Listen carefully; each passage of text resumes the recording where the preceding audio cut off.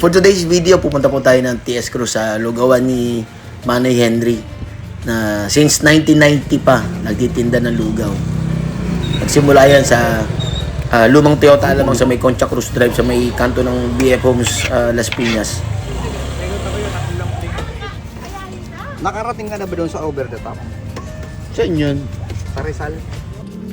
Ang nakakahanga kay Kuya Henry tsaka sa asawa niya is may mga anak na itong professional. May SIMA na to, may teacher na to. Tapos dito sa TS Cruz, ang branch nila nitong rolling cart na lugawan nila is 3 hanggang 4. Gisimula yan na umaga hanggang tanghali. Tapos alas 2 ng hapon naman hanggang alas 6 hanggang maubos. So talagang sipag lang. Tapos diyan si Manay Henry, ganyan-ganyan lang nga. Pero kung magbakasyon yan, mga Boracay, Iloilo, bisa yung mga anak na niya ang nagpapasyal sa kanya kasi mga professional na nga dahil sa pagtitinda niya ng lugaw kaya napag-graduate niya yung mga yan.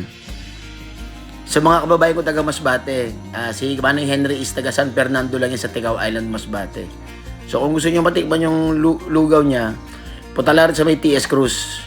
Madali naman to, hanapin pagtanong mo lang Henry's Lugawan. Ay, tsaka na yun. Tsaka may inspire ka sa kanyang kwento. Sipag, kahit umuulan daw, tinda talaga yan. Kahit bumabagyo.